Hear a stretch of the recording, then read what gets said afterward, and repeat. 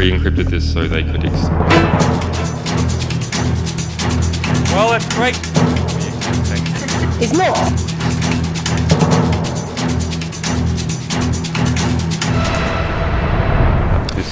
¿Qué tal? ¿Cómo están? Buenas noches a todos en todo el país. Bienvenidos a esta edición especial de Visión 7. Pedro, ¿cómo estás? Buenas noches. Buenas noches, ¿Bien? Juan. Buenas noches a todos, por supuesto. Tenemos para compartir con ustedes una historia increíble que podría ser casi de una película de suspenso y espionaje. Involucra a mujeres rubias, suecas, dos. Un hombre acusado de haber robado documentación de guerras en el mundo. Involucra embajadas, búsquedas en aeropuertos, persecuciones, un presidente latinoamericano que lo defiende, Estados Unidos que lo quiere para sí. Hablamos de Julian Paul Assange, este hombre que hoy está en una embajada en Londres, en la embajada de Ecuador, y con él estuvo Pedro Brigger. Efectivamente, Juan, un hombre que está en peligro, sin lugar a dudas, que no puede salir de la embajada de Ecuador en Londres. Vamos a situar a la gente. Está en una zona muy coqueta de Londres, al lado de una de las tiendas emblemáticas del Reino Unido, que es la tienda Harrods, a metritos nada más. Un pequeño edificio de 6 plantas, muy típico londinense,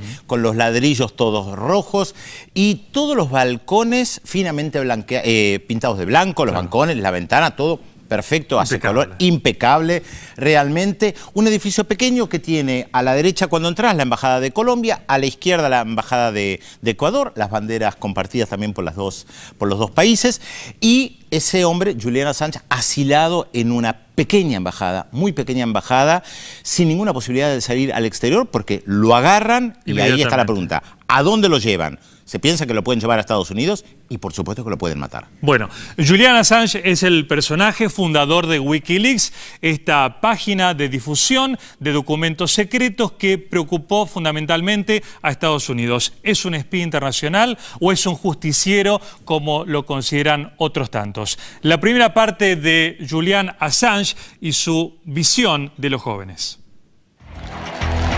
We are all individuals.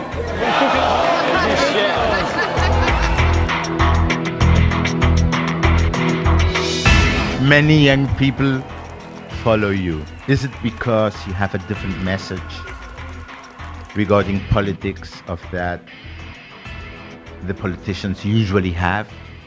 Whenever there is a global vote, whenever there is a Man of the Year poll or Person of the Year poll, it is always won now by just 3 groups, either by me, by Bradley Manning, or by Anonymous. And so what does that represent?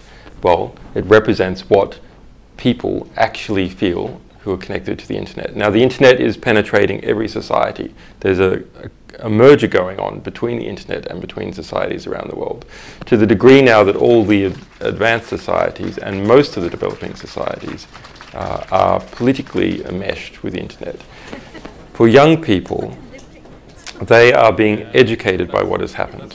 They've seen what has happened to us, they've seen what has happened in the Arab Spring, they've seen what has happened to their own societies, unfiltered by the mainstream press. So this generation is the most politically educated generation that has ever existed. And it has developed certain cultural virtues. It has developed certain beliefs. So there's a new cultural revolution that is going on now. As a result of the unfiltered communications on the internet.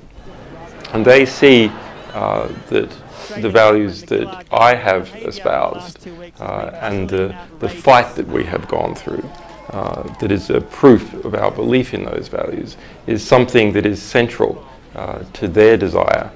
So people young and old who have access to the unfiltered media of the internet have seen the struggle that we have gone through over the past 2.5 years is proof that we really believe in the values that we espouse.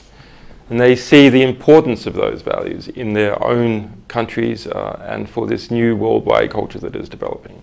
And they want a group to represent it. And at the moment, WikiLeaks is the only group that truly represents that, because we've truly gone through this struggle ourselves personally. Well, that's great. It's not.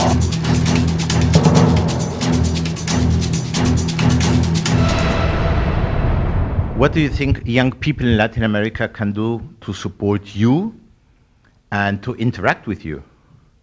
The political radicalization and education that is happening as a result of the unfiltered communications that exist on the internet means that we will win. Our cultural values will win. Now, why am I so sure that this is inevitable? Well, if we look, say, at what Bradley Manning and some of our other sources are alleged to have done, these are all young people. These are people who, it is alleged, took their cultural values from the internet, took their cultural values from things that I and people like me were saying. The Pentagon, the CIA, the National Security Agency, similar agencies across the world have no choice but to hire from people who have been educated by the free information on the internet. Because you simply cannot hire a programmer or a network engineer or even anyone who's politically educated for a political position without them having been educated in this way.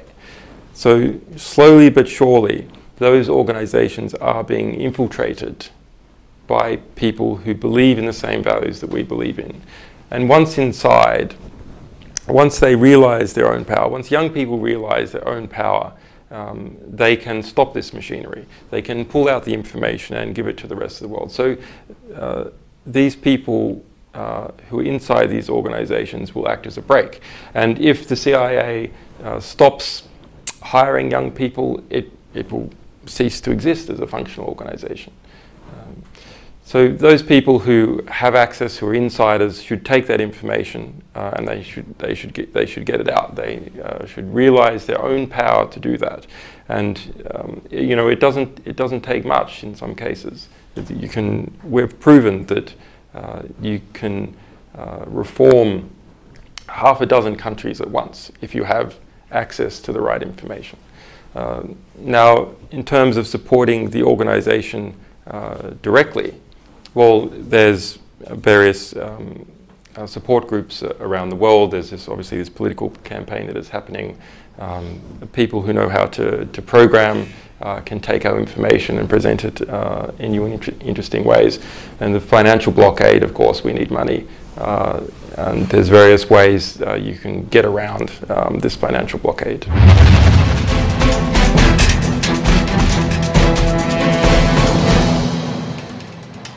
Julian Assange va a cumplir 42 años en julio y hace 7 meses que está asilado en la Embajada de Ecuador en Londres. ¿Por qué se lo busca? Bueno, hay un pedido de captura internacional por 2 mujeres suecas que aseguran, una que fue violada por él, la otra que hubo un abuso sexual de parte de Assange. El miedo de Assange es que sea llevado a Suecia y posteriormente extraditado a Estados Unidos por haber revelado a medios de comunicación del mundo, bueno, documentos secretos fundamentalmente de Estados Unidos o que perjudican la seguridad de Estados Unidos.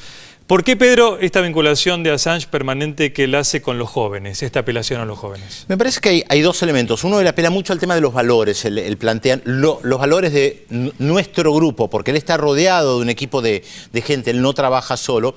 Habría que ver qué representan exactamente esos valores. Me parece que, por un lado, también él apunta mucho a gente que tiene un acceso directo a Internet, esto es, a un sector muy importante de la población mundial, especialmente de jóvenes, que manejan las redes sociales, como si el mundo se manejara solamente a través de las redes sociales, es la impresión que uno tiene, más allá de que todavía hay muchas movilizaciones en el mundo que no necesariamente representan a las redes sociales, no necesariamente son convocadas por las redes sociales y además recordemos todavía hay mucha gente en el mundo que ni siquiera tiene una computadora. Entonces habría que ver qué pasa con estos jóvenes. Está claro que él apunta a unos jóvenes, principalmente los países desarrollados, que tienen alta tecnología y que tienen acceso a Twitter, Internet, Facebook y todas las redes sociales.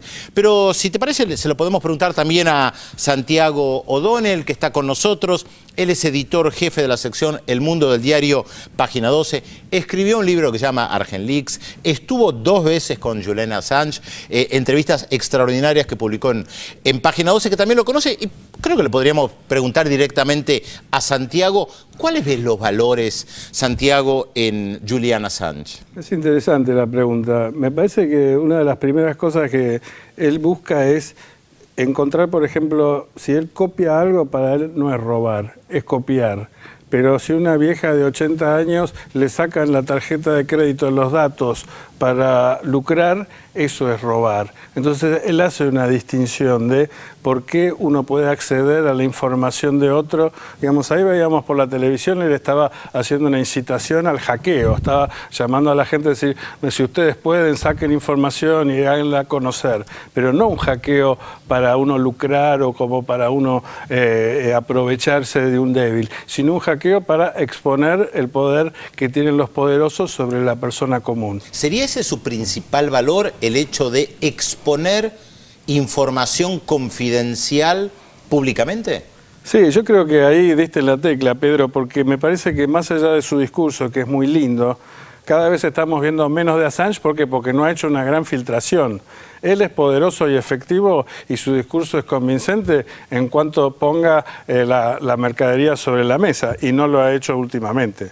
¿Y cómo consigue él documentación de Estados Unidos, por ejemplo, archivos secretos de la CIA o el FBI? Un poco como lo venía diciendo ahí Juan, el mismo Assange, mientras se dirigía a la gente joven, gente que navega las redes sociales, que se maneja con Twitter, con Google, que de repente puede entrar porque la CIA va a las universidades americanas a reclutar jóvenes para ingresar ahí, el FBI, y lo mismo en agencias de inteligencia de otro país. ¿De qué se nutre? De jóvenes. Entonces a ellos apela Assange para que le provenga información a su sitio y así mantener vivo el interés en Wikileaks. Bueno, entonces es posible que alguno de estos jóvenes haya accedido a archivos, por ejemplo, del FBI. Vamos a ver en esta segunda parte de la entrevista de Pedro Brigger y Alejandro Casanseu a Julian Assange, cuando él se refiere puntualmente a grandes sectores poderosos o instituciones mundiales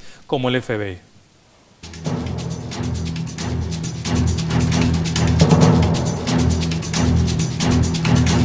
Where are we now regarding the investigation itself? Where is it going? Because I heard that the FBI had been questioning people in Iceland. Yeah, it's it's hard for some people to imagine the scale of the investigation, but this is the biggest investigation since 9/11. The US government, in its own documentation, its own communication with Australian diplomats, says this investigation is of unprecedented scale and nature. It is a, quote, whole of government, unquote, investigation. It involves over a dozen different agencies in the United States, from the CIA to the State Department to the FBI to the Department of Justice. There is a grand jury which has been sitting since about the middle of 2010 in Alexandria, Virginia, forcing people to testify, subpoenaing materials from Google, from Facebook, from ISPs around the United States. They've flown FBI agents out. Cases came out recently, 8 FBI agents illegally flown to Iceland, operating on Icelandic soil without the permission of the Icelandic government, taking people from Iceland to Washington to interrogate them. It's a significant investigation. I'm confident that it's not going to stop WikiLeaks. Why am I confident about that?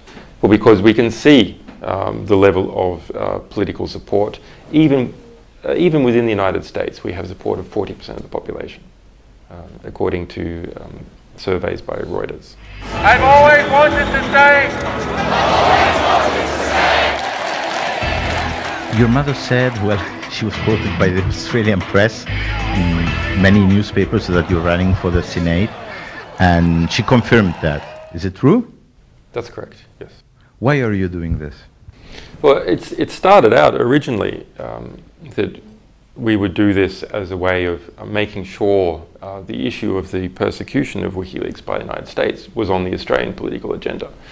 Now, and that's when we thought maybe we would have 4% of the vote.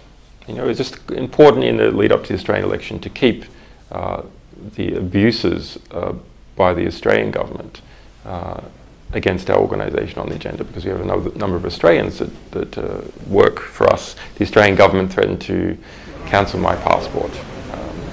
It launched also what he called a whole of government investigation, fed information to the United States about us. So it acted in a quite outrageous manner. Subsequently, we've seen that the support in Australia for our ideals is really very strong. So there has been 3 opinion polls done by the government's own polling outfit over the last year and a half, and it has found that we have 25% to 27% of the voting intention, and that is equal to or more than the government itself. So that's a blessing, and we can push for our ideals in the Australian political context, because the Australian population is so supportive of those ideals. Are you just running on these ideals, as you say? Because I found that there's an issue that maybe it's not so well known, but you had a lot of activity helping homeless people to find a house in Australia, and you were a real activist. Is that part of your platform, or you're just running on this issue of WikiLeaks? It's not the issue of WikiLeaks. There's ideals behind WikiLeaks, and see, those ideals touch upon everything. It is, for example, in relation to courage. Courage is the mechanism through which every other virtue rises its head. You can't fight for anything that you believe in if you don't have the courage to do it. But similarly, knowledge and the ability to speak permits every other virtue to also exist. Because you can't, if we make it more concrete, let's talk about rights. So the right to live, it's the most important right of all the derivative rights. But how do we even know about the right to live? That's even an issue. Well, because of the right to speak, you see. So the ability to speak and have discourse and to know the world as it is lies behind every other right, everything that we try and achieve in our different areas of political life. When people don't know what is going on inside Parliament or inside a bureaucracy, or the international relationships between particular members in a cabinet and other countries, then we can't determine in which way our political system should go forward, which thing we should support or not support. So understanding how the world works, the ability to speak freely and frankly about what is happening inside our institutions and inside government affects every single cause, everything that everyone cares about, from very basic rights like the right to life, all the way to what are our geopolitical treaty ideals. I think that's probably why we have such support in Australia, because we're not a narrow issue party. Yes, we're concerned about knowledge, education, freedom of information, the right to speak, the right to publish. But that touches on everything. Can you be a candidate without living there? It's a fascinating situation legally. Under Australian law, if you have the right to vote, and Australians overseas have the right to vote, you also have the right to run for the Senate. And so yes, I can run for the Senate remotely. Mr. Assange, coming here to the embassy, we saw people in front supporting you, and with a statement not to shoot the messenger. Are you afraid? You spoke about courage. What do you feel now living here in the embassy? It's a much improved situation compared to the situation where I was in prison and under house arrest. Obviously there are certain practical difficulties. For example, you would have seen as you come in here, you go past police, you go past a big surveillance operation, so I can't see any of my people or sources or any of our staff that would be damaged by that surveillance operation. I can't meet with, I can't go to various countries where people can't leave. For example, the young Aaron Swartz, an activist in the United States, he was barred from leaving the United States. I was barred from leaving my house arrest, and I couldn't meet him. So there are certain practical problems. On the other hand, this situation is easy to understand and dramatic. Here is a famous activist who's trapped in an embassy in the heart of London, refusing safe passage, surrounded by police. It's very visual and easy to see, okay, there is some a dramatic tension between powers pushing one way and pushing another way. So that provides a window into to look at the actual difficulties the organisation is going through, such as this giant US investigation, such as the banking blockade that has been erected financially around our organisation, like the United States has erected a similar blockade around Cuba.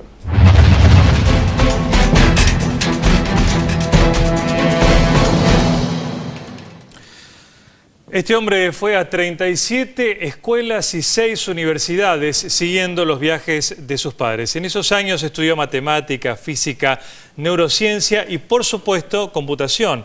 Es un brillante programador de computadoras, conoce el lenguaje de los programas de computación y eso lo formó a tal punto que en algún momento tuvo que declararse culpable por hackear una universidad australiana. Y ahí de alguna manera empieza su formación con esto que sería, le preguntaste a Santiago, los valores del hackeo. Sí, pero vos fíjate que él insiste mucho en esta cuestión de todo lo que tiene que ver con la información y la tecnología. Porque yo le preguntaba algo que también le preguntó en su momento Santiago O'Donnell en la entrevista en Página 12, respecto al trabajo que hizo con gente que no tenía hogar. Y él evade o no responde a eso. Con Santiago sí en la entrevista responde. Y se aboca mucho más a su organización en Australia, porque él se está presentando para el Senado. Entonces, lo que yo me pregunto, y quería preguntarle también a Santiago, es, ¿estamos frente a un nuevo tipo de organización política que tal vez no vemos en América Latina, donde vemos partidos políticos, organizaciones de masa, manifestaciones callejeras, algo más similar a lo que surgió en algunos países europeos con los partidos piratas, o Beppe Grillo en Italia con un cómico que funda un movimiento basado en la antipolítica? ¿Por qué él no habla de movimientos sociales? Él habla de un movimiento que no queda muy claro qué es. No, es interesante. En este momento yo te diría que si hablas con Assange de ese tema, él se ve mucho más que como un partido político, como una fuerza política o como un editor de noticias. Él se considera de algún modo una especie de receptor pasivo de información que le llega y que él reproduce. Entonces, él dice que él juega con las mismas reglas en todos los países del mundo, y es verdad que ha hecho filtraciones en distintos países. Me parece que porque es muy interesante tu pregunta, Pedro, es porque yo creo que se tiene que definir y que la mega filtración contra el Departamento de Estado de Estados Unidos fue tan poderosa y tan fuerte que todo el demás trabajo que él hizo queda prácticamente opacado por este enfrentamiento con Estados Unidos. Entonces, muy bien como planteas vos, ¿él es una fuerza política en contra de Estados Unidos o es un editor que aplica las mismas reglas a Rusia, a China o a Irán? Pero él dice que tiene un movimiento en Australia con un apoyo muy importante. ¿Qué tipo de movimiento es ese? Bueno, es toda la ideología que viene con Internet, de libertad, de que no hay reglas, de que todo se puede compartir, de que, por ejemplo, si tú tienes un libro, un disco o un programa de televisión o una película, entonces ya no es tu propiedad, sino que es la propiedad de todos. En fin, toda una serie de reglas que viene con la cultura de Internet que de algún modo es distinta a lo de los gobiernos que vemos todos los días, un mundo de gobiernos transparentes donde todos los presupuestos están al alcance de todas las personas, en fin, un mundo casi de fantasía o de ciencia ficción. Lo que plantea Santiago genera muchas preguntas y lo que puede ser un debate. ¿Es lo mismo publicar información que te llega a ir a buscar información confidencial violando reglas de seguridad? Ahora nos contás. Hacemos el primer corte, ya volvemos.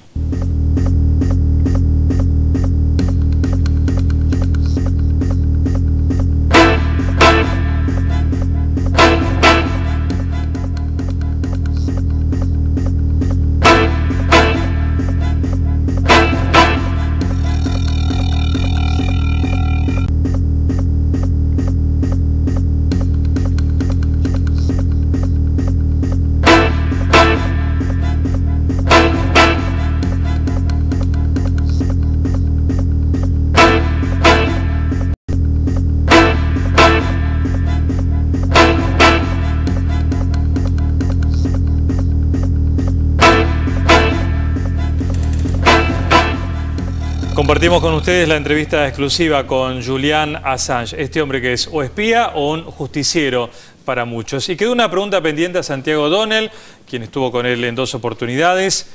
Santiago, ¿es lo mismo un medio de comunicación como puede ser Wikileaks, que difunde información confidencial que le llega, a ir a buscar esa información violando la seguridad de alguna empresa o de una institución? Es una diferencia clave que está en todos los juicios que, por ejemplo, ahora se le sigue al soldado Bradley Manning, acusado de proveer información a Wikileaks. Es una distinción clave, porque ir y robar información es un delito y podés ir preso.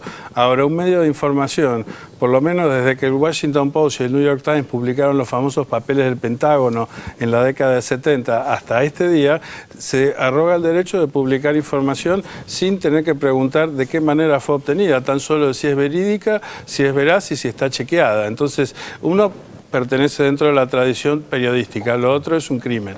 Perfecto.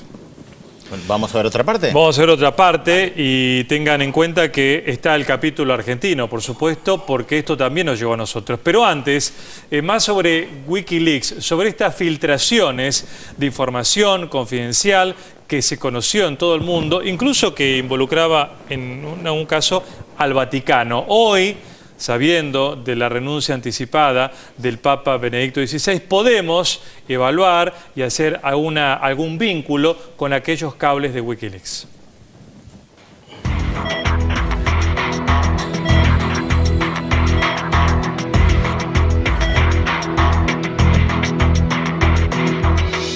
Many people define you in a different way. I'm not asking you a definition about yourself, because I don't think if you have a definition, and maybe it's quite difficult to find a definition.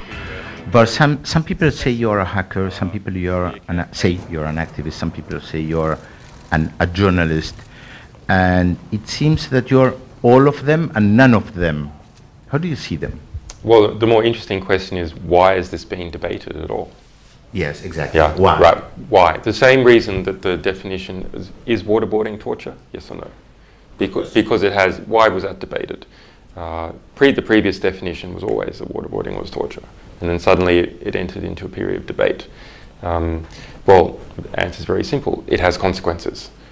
The definitions of certain words have consequence.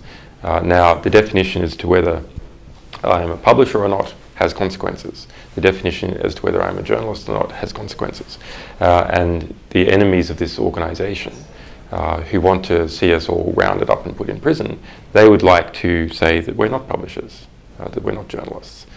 Because in that method, they legally, they have a better position to stand from, and probably more important, politically, they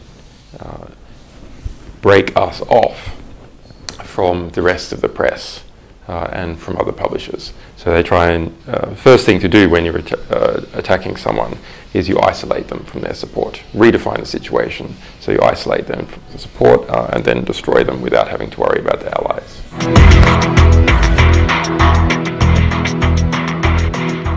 But it's interesting that many journalists, or so-called journalists, they are journalists too, who were embedded in Iraq, say that you are a bad journalist.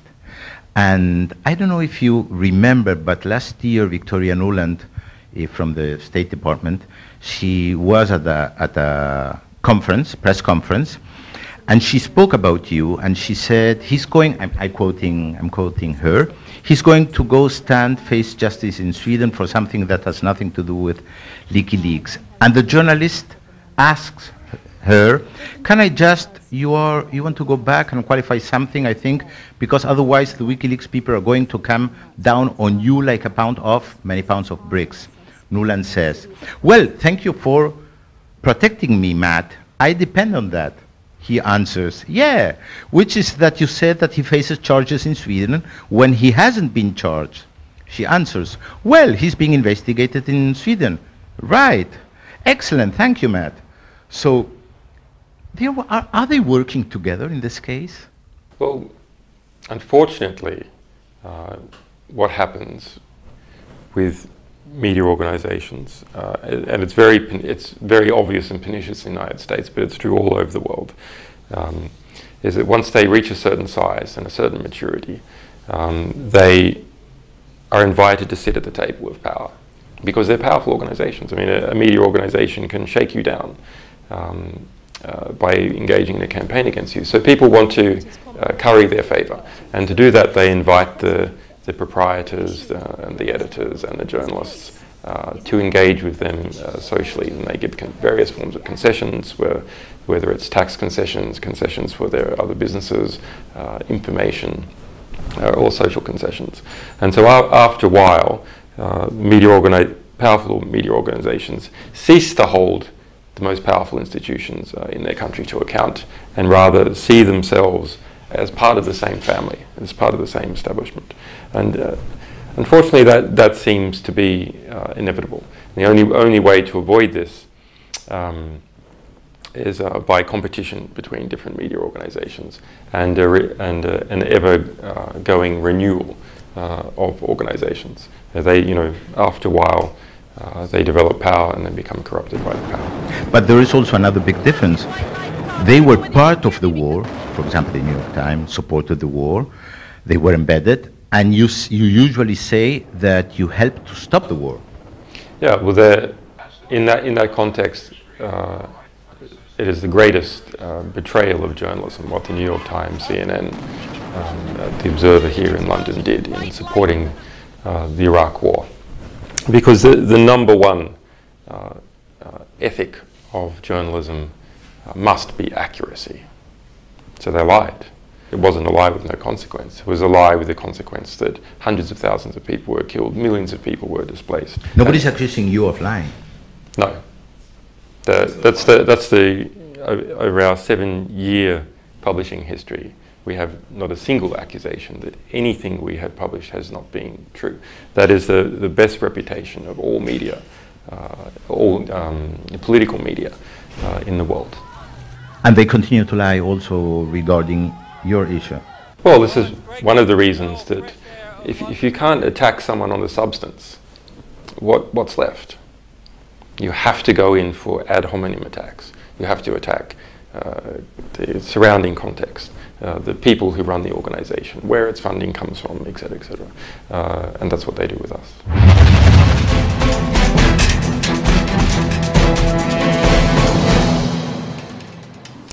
A esta altura ya cada televidente se irá formando su propia opinión sobre Julian Assange.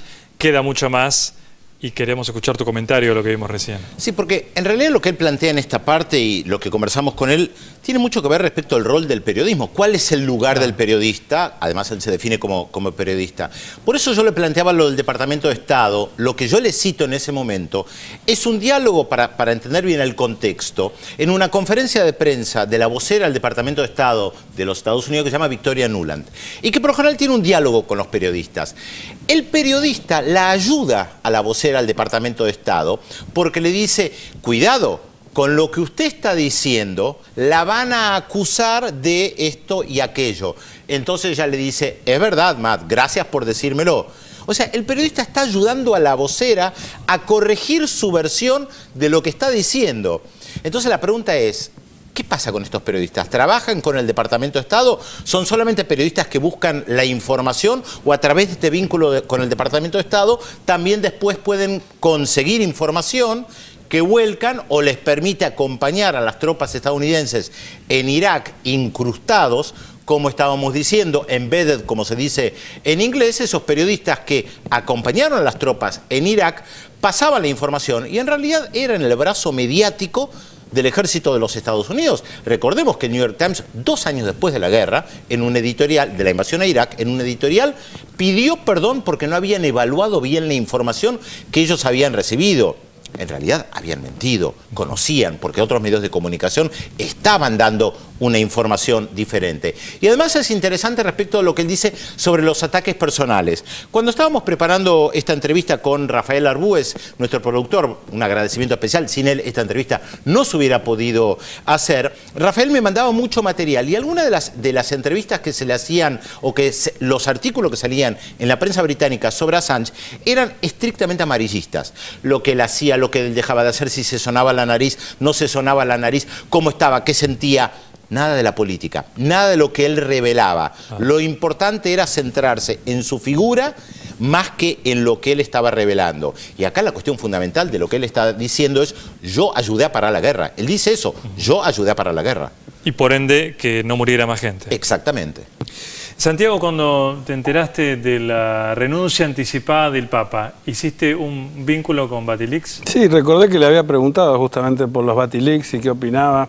Él me contó que no era justamente un tema que él se había metido mucho, que había hecho algunas revelaciones sobre el Vaticano, no parecía conocerlas mucho, pero se mostró muy interesado en hablar un poco de grandes secretos que tiene ocultos las bibliotecas del Vaticano de los siglos, y cómo es casi como que el sueño para él, te daba a entender, sería hacer una mega filtración, porque ya estamos hablando no de los secretos de una potencia, sino casi de una institución milenaria con grandes secretos. Entonces, eso fue su comentario al respecto de los Batilix. Pasamos al capítulo argentino de estas filtraciones. Son 2.500, ¿cuántos cables? Sí, más o menos. 2.510. Sí, hay un par que se dan vuelta, algún par que se repiten, sí. ¿Vos revisaste todos? Sí, casi todos, sí, supongo. Porque no los revisás uno por uno, por eso no te puedo decir todos, sino que los vas revisando por orden de importancia, los vas revisando a través de base de datos, buscando ciertos temas, vas desclasificando los distintos, vas como editando. Entonces nunca llegás al último cable, que por ahí es simplemente un recorte diario de una semana.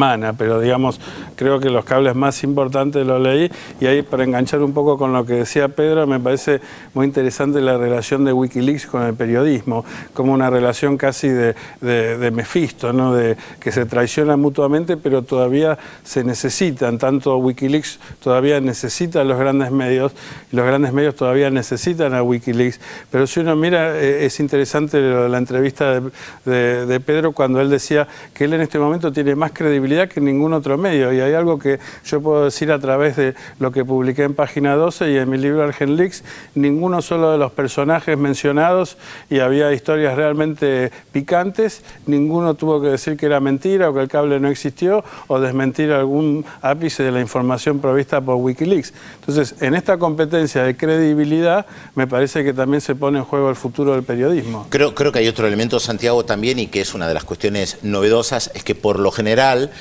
en el siglo XX uno tenía que esperar 50 años o 20 años, en el mejor de los casos, para acceder a cables que en Estados Unidos se desclasifican, o en algunos países. Y acá recibimos cables que se menciona a gente que está viva, a gente que actúa en política. Por eso esto sacudió a algunos gobiernos y también al mundillo periodístico, porque se comentaba quién iba a la embajada, no personas que ya están muertas, personas que todavía tienen una actividad política fundamental. Por eso sacudió al gobierno de Ecuador, sacudió al gobierno de Nicaragua. Hubo muchos gobiernos latinoamericanos que se vieron involucrados. Yo creo que lo que tiene delicioso este tema de Wikileaks es, por un lado, tiene una cosa realmente atractiva, que es mostrar, digamos, qué dicen los poderosos dentro de 4 paredes en la sede del país más poderoso del mundo. Porque esas personas que nosotros vemos como arriba de un altar van ahí y ya no están arriba de un altar. Entonces, a veces el discurso, que podrá ser más verdadero o no, o menos verdadero en la embajada que en la vida pública, pero lo cierto es que se puede contrastar. Y algunos dicen lo mismo en la embajada y afuera, y otros no. Eso, por un lado, digamos, en la parte de atractivo, hacia nivel de, casi diría, de chisme. Y por otro lado, a nivel académico, justamente es muy interesante de que hay informes de los mismos diplomáticos que le escriben a su jefe y no tienen ninguna razón para mentir. Entonces, lo que ellos cuentan tiene muchísimo realismo, porque ellos no están tratando de engañar a alguien. Sí, no es un chisme en realidad. Están tratando de claro, informar objetivamente lo que ellos ven a su jefe. Entonces tiene esa mirada, digo objetivamente, por supuesto, con toda la mirada estadounidense hacia la Argentina, pero para quien quiere entender las relaciones entre Argentina y Estados Unidos, por dónde pasa, qué le interesa a Estados Unidos de Argentina, qué le interesa a Argentina de Estados Unidos, también son documentos irresistibles. Este hombre que está asilado en la Embajada de Ecuador en Londres, además de ser cuestionado, hay un montón de gente que lo elogia, que está feliz con la actividad que lleva adelante Julian Assange en Wikileaks, a tal punto que fue premiado internacionalmente.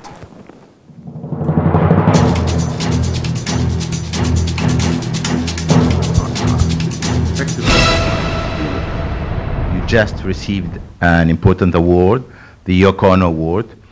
And it's interesting because in 2009 you received another one from Amnesty International, and I guess they have different meaning. What do you think about it? Well, the Amnesty International Award is interesting. I mean, the position of the Western-funded human rights groups is both good and bad.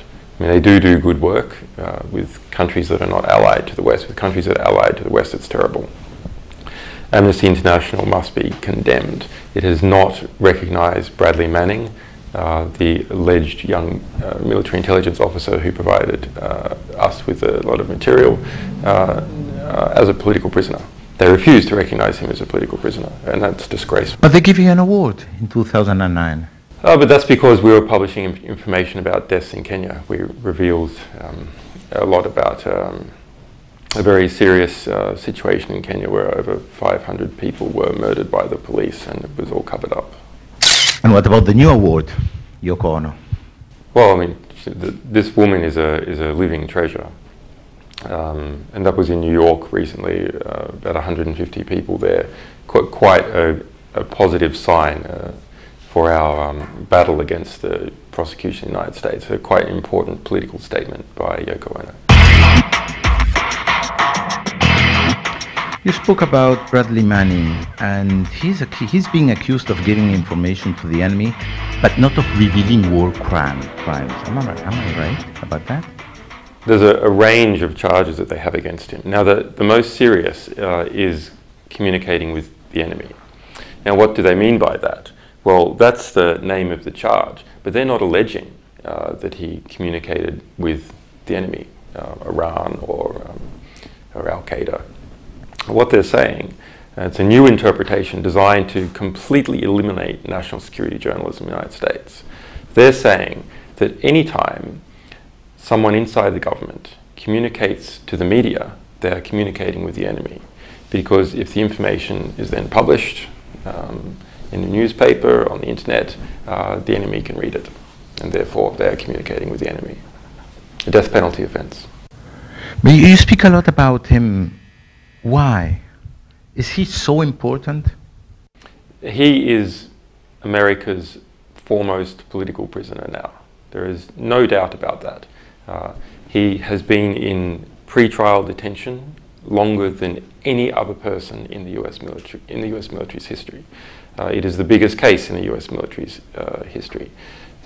His allegation, the allegation against him is that he communicated information from within the Pentagon that helped change the world, a political act. There's no allegation that he is alleged to have done this for money or for any other motivation than trying to expose abuses and to detail them. When you think about him and when you speak about technology, for example, you always say technology is not neutral. And the different government states are using technology for their own purpose. But in this case, he used technology for a good purpose, and you use technology for another good purpose. So how can we judge technology, or can we judge technology without speaking about politics? We can't. I mean, you must speak about politics. Now, of course, one can always look at the, the physics of something occurring, but everything has a political context. You know, where the money comes from, where it will come from, what the expected deployment is. There is nothing that we do in this life that is not wrapped up in some way with the economy. And if it's wrapped up with the economy, it's wrapped up with politics. So we always, as technologists or scientists, we must always look to see what will happen to the fruits of our labor. And campaign to make sure the fruits of our labor are used in a way that is in accordance with our values. And you have a new book. I have a new book. It's Freedom and the Future of the Internet. And this is quite an important book. So it's essentially about a new geopolitical change that is happening, which is that of mass transnational surveillance. this is equivalent, something geopolitical equivalent to, say, drone warfare or the invention of nuclear weapons. We're all familiar with this basic surveillance of activists, you know, someone being followed around or their telephone being tapped. That's completely changed now. Strategic interception is the new game, and that means you intercept all communications from a country or even a continent, and you permanently store it and you index it. And that's what's happening to Latin America. All the telecommunications that Latin American states have with Europe, that have with China, that have with Southeast Asia, that have with Australia, go through the United States.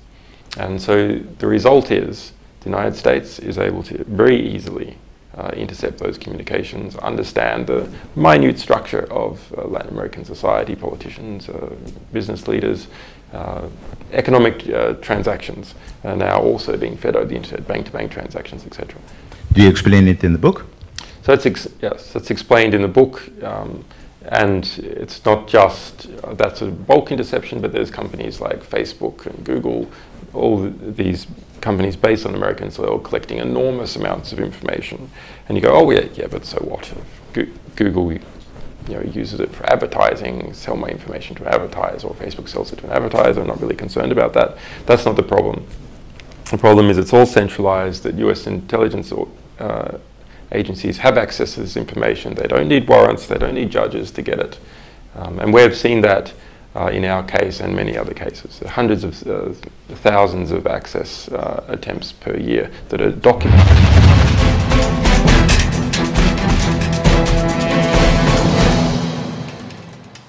Ese libro que veían sobre el escritorio que Assange tenía entre sus manos es el mismo que está acá sobre dedicado la mesa, sí, por supuesto. A los dos, a vos y Alejandro. No sé quién se lo va a quedar. Sí, por ahora lo tengo yo.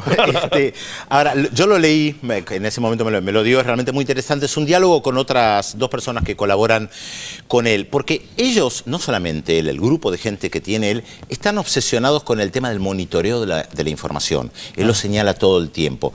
Nos están monitoreando, escuchan todas nuestras conversaciones telefónicas, todos nuestros mails, todos nuestros mensajes de texto, absolutamente todo está monitoreado y está como obsesionado por eso. Sí. Uno también lo puede comprender. Además está asilado en la Embajada de Ecuador en Londres ya hace varios meses y seguramente ese camión blanco de la policía londinense que está de manera muy discreta fuera de la embajada está monitoreando adentro y escuchando absolutamente todo.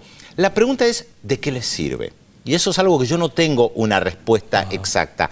¿De qué les sirve tener acceso a toda esta información? Porque al fin y al cabo los procesos sociales continúan y no sé hasta qué punto toda esta información que tienen les ha servido para frenar algo que va en contra de ellos. Eso es algo que a mí todavía no me termina de quedar muy claro. Tal vez después de la pausa podemos conversarlo también con Santiago y le podemos preguntar si sirve de algo. Pero él realmente está obsesionado y en el libro se lo ve claramente.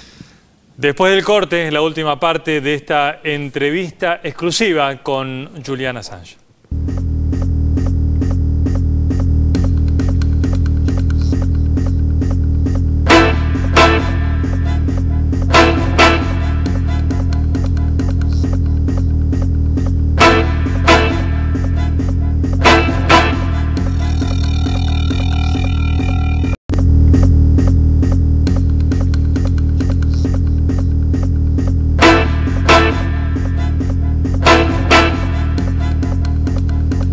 Nos acercamos ya al final de esta entrevista exclusiva con el fundador de Wikileaks allá por el año 2006. En esta última parte, Julian Assange se refiere a América Latina, está asilado en una embajada de un país latinoamericano, de Ecuador, y también al reclamo argentino por la soberanía de las Malvinas.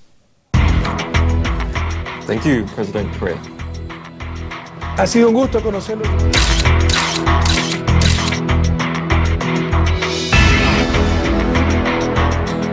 Did you know before all what happened here in the UK that many Latin American countries would support you? Do you think about that?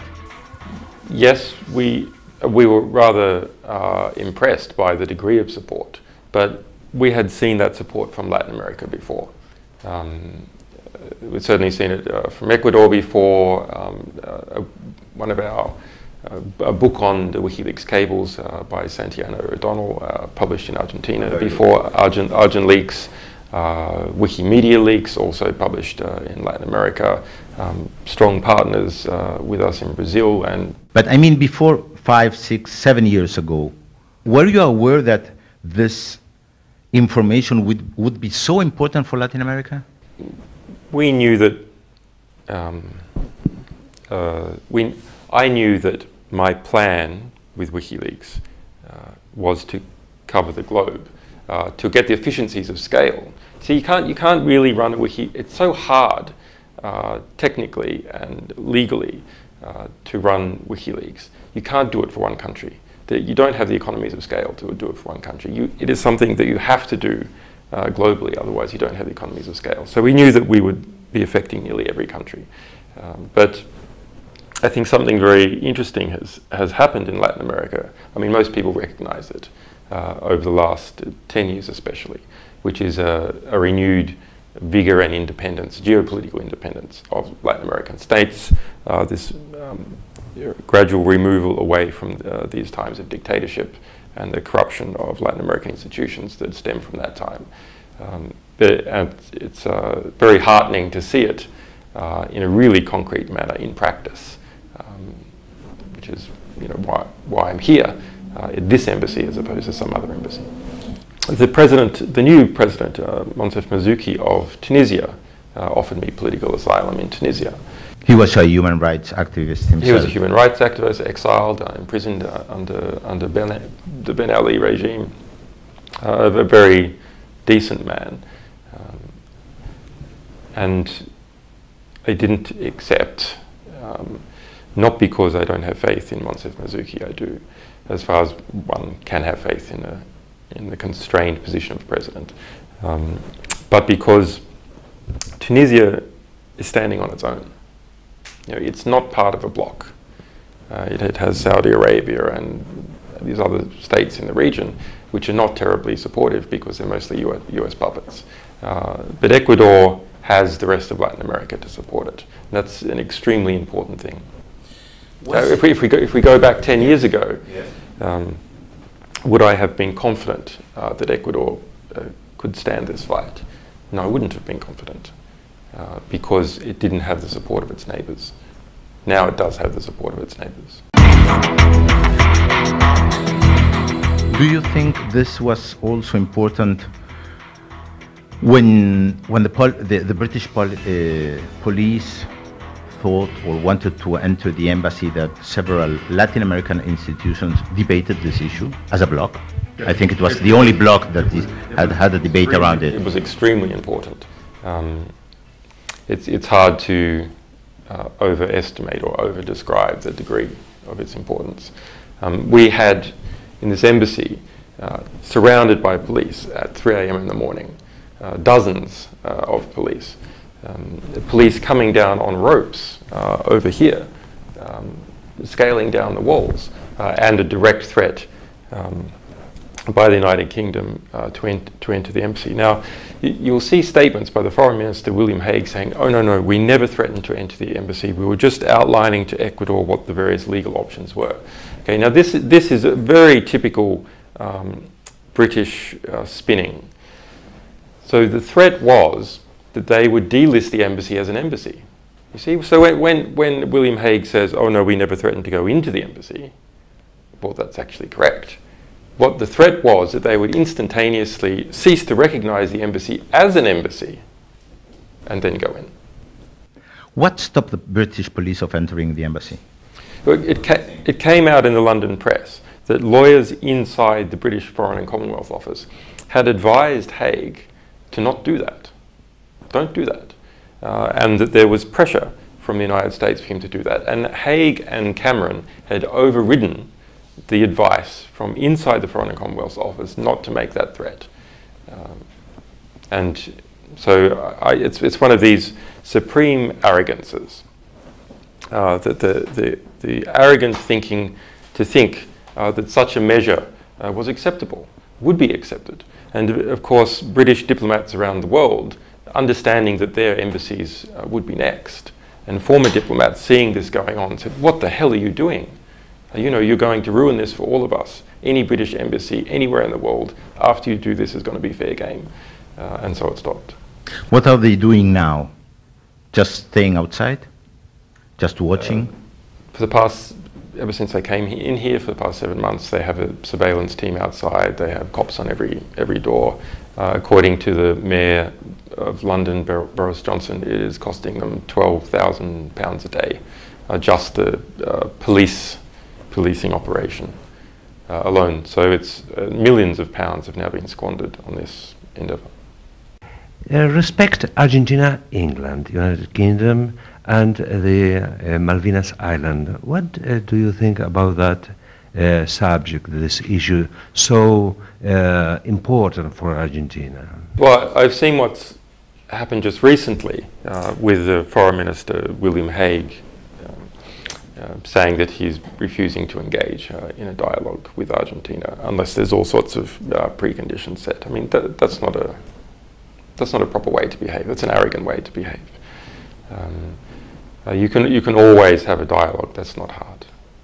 There will be a new release of information, especially with Latin America. Well, it will cover the whole world, but and every Latin American country, yes. Can they harm so much? Because you have a lot of progressive governments in Latin America, and they are still there. Evo Morales, Rafael Correa, Hugo Chavez. Yeah, it's a very interesting puzzle.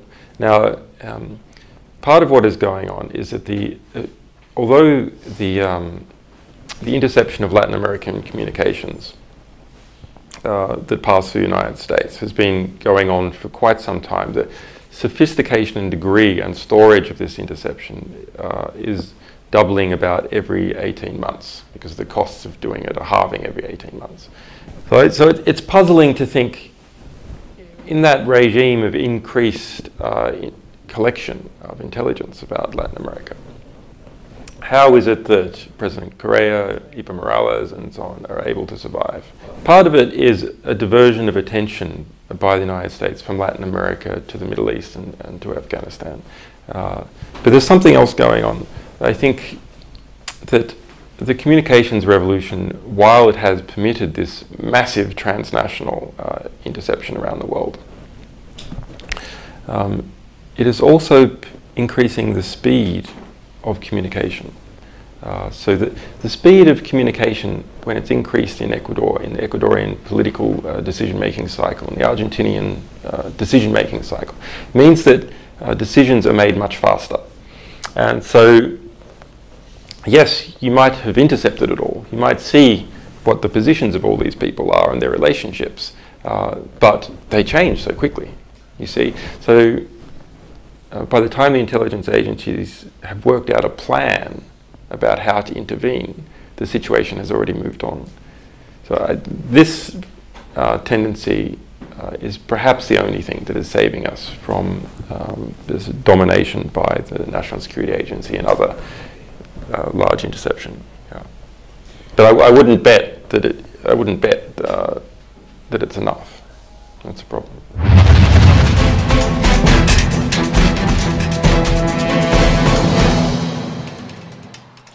Julian Assange está asilado desde hace 7 meses en la embajada. Si pone un pie en una calle de Londres puede ser detenido, enviado a Suecia, que pide su extradición por otra causa, no de filtraciones sino de delitos sexuales, por 2 suecas que lo acusan a él, pero además podría ser enviado de ahí a Estados Unidos, que sí lo requiere por causas de espionaje y traición, que en pena de muerte en Estados Unidos tienen pena de muerte, Santiago. Bueno, hay una, no se sabe, digamos, oficialmente no hay nada al respecto. Lo que sí es que hay información justamente proveniente de filtraciones que dice lo que se llama un gran jurado en Estados Unidos ha preparado una causa y tiene una acusación, que como se llama en Estados Unidos, acusación sellada, que no se muestra hasta que el fiscal decide la fecha y el momento de hacerla aplicar. Ahora, este gran jurado es una instancia preliminar de la justicia donde todavía no ha llegado a instancia de juicio.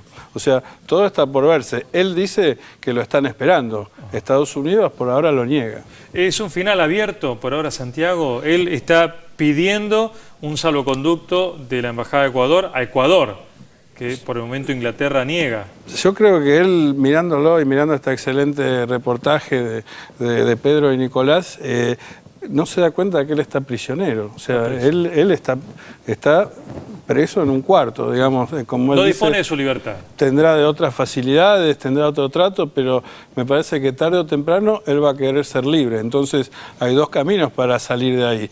O torciéndole la mano a Inglaterra con información tan fuerte que haga temblar al Reino Unido, o sometiéndole a la justicia y demostrando que él no hizo nada con estas señoritas suecas, y a ver si que Estados Unidos se lo quiere llevar, defenderse como lo hizo antes que él los grandes filtradores de información y los grandes periodistas que fueron acusados de robar información del gobierno americano y que salieron absueltos. Santiago, yo te había dejado una pregunta que quedó picando ahí. Realmente hay tanta información que uno salta de tema en tema todo el tiempo. Respecto de esta obsesión que él manifiesta de que están monitoreando absolutamente todo. Cierto, ¿Cuán ¿no? efectivo te parece vos este monitoreo? ¿Qué puede afectar exactamente? Y es difícil saberlo, ¿no? Porque, digamos, él dice que hay toda una técnica de vigilancia por la cual, digamos, las empresas como Google o Facebook están constantemente alimentándole información a los gobiernos y a las agencias de espionaje de Estados Unidos. Si uno, digamos, se porta bien, entre comillas, o hace cosas que le gustan a las agencias de espionaje de Estados Unidos, no hay problema. Pero si uno no lo es, por ejemplo, en el caso de Wikileaks, entonces se puede usar Facebook para averiguar cuáles son las debilidades de los miembros, cuáles son sus relaciones, cuáles son sus amigos, cómo infiltrarlos, digamos. Es una red muy poderosa de información y de control, pero a mí me parece que en un mundo como el de hoy también es muy difícil pensar cómo se combate la seguridad, pornografía infantil, los cibercrímenes y las cosas que suceden por Internet, sin que haya también un cierto control de lo que pasa por ahí. Lo que pasa, Santiago, que yo lo pensaba en otro sentido. Si uno piensa en América Latina concretamente, que está claro que eres consciente de este bloque latinoamericano, pensemos, por ejemplo, en Ecuador y las denuncias que hubo respecto del presidente del Banco Central, primo del presidente Rafael Correa, que había presentado un título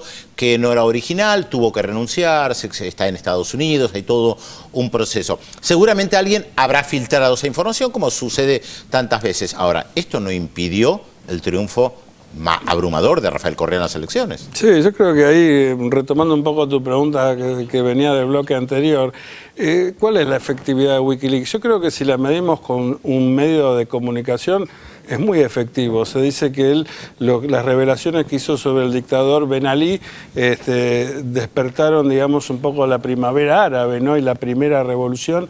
La persona que se incendió había leído y había hablado de los Wikileaks. Ahora, con respecto a un cambio de gobierno o torcer una elección, como decís vos, ¿hasta qué punto Wikileaks puede hacerlo? ¿Hasta qué punto el periodismo puede hacerlo? Me parece que eso ya, y es el lugar del periodismo, torcer, digamos, las inclinaciones políticas o es el lugar del periodismo más hacer de testigo. Me parece... Pero la pregunta es el impacto, porque sobre Ben Ali, en el caso concreto de Túnez, habían salido libros, en Francia especialmente, denunciando a Ben Ali la corrupción, la relación con Francia, y no pasaba nada. Exacto. Entonces, ¿qué pasa que ahora esta nueva tecnología aparece como un arma muy poderosa, muy efectiva, que entonces sí pasa algo y que con el libro tal vez no pasaba nada? Exactamente, y yo creo que mismo con las revelaciones que hubo acá en la Argentina, me parece que tuvieron un impacto en el escenario político y me parece que se revelaron muchas cosas que fueron de interés para la agenda política, y en ese sentido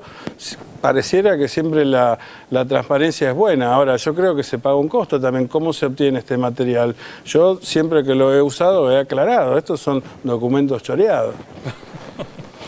Vale la aclaración. Santiago, ¿te parece que más allá de Assange hay marcha atrás en estos métodos de conseguir información, en esta divulgación de información secreta, pero que después conoce todo el mundo? Es interesante lo que preguntaba Juan, porque uno ve lo que está pasando en Gran Bretaña con quizás el magnate de los medios más poderosos del mundo, que es Rupert Murdoch, y sus medios que están contra las cuerdas en Gran Bretaña justamente por usar estas nuevas tecnologías de espionaje, ya no para obtener, digamos, secretos de Estado y frenar una guerra contra Irak, como puede aducir Assange, sino para espiar a la madre de un soldado que muere en Irak, hijo de una chica que fue secuestrada o un miembro de la familia real o un actor de cine su vida íntima. Entonces ahí ya, digamos, se convierte en un tema de Estado, hay muchos periodistas presos y ha habido una comisión encargada por el propio primer ministro Cameron que ha determinado que el señor Murdoch debería dar un paso al costado. Entonces, esto mismo que se puede ver de una manera si lo hace Wikileaks, también se puede mirar de otra manera cuando se cruzan algunas líneas, ¿no? Que en ese terreno es fácil hacerlo. Santiago, qué placer haberte tenido y vos, reencontrarte después de tanto tiempo que no nos veíamos. Igualmente. Gracias a vos y a Pedro. Pedro, tu cierre. Estuviste con Assange, ¿qué impresión final te queda? Y tal vez el hecho de la importancia de poder haber podido conversar con Julian Assange no le da muchas entrevistas a la televisión y creo que es un logro de la televisión pública de la Argentina. Me quedé pensando en la información que manejamos nosotros también, que publicamos, ahora es muy común que en las redes sociales chicos, chicas, amigos, familias divulguen su vida privada. Y esto también creo que el caso de Assange nos hace pensar en cómo manejamos nuestra propia información, que como decía Santiago, puede terminar en la CIA, una foto familiar. O en la comisaría de la esquina. O en la comisaría sí, de la pero esquina. También circula mucha información basura o cualquiera tuitea cualquier cosa, además sin identidad. Sí. O sea, el tema es complejo, ¿no? ¿Qué es información y cuánto hay de basura en eso? Por ahí con un poquitito de redes sociales se puede armar una revolución también, ¿no? Buena pregunta. Gracias, Santiago. Y a ustedes por acompañarnos en esta edición especial de Visión 7. Chao. Buenas noches.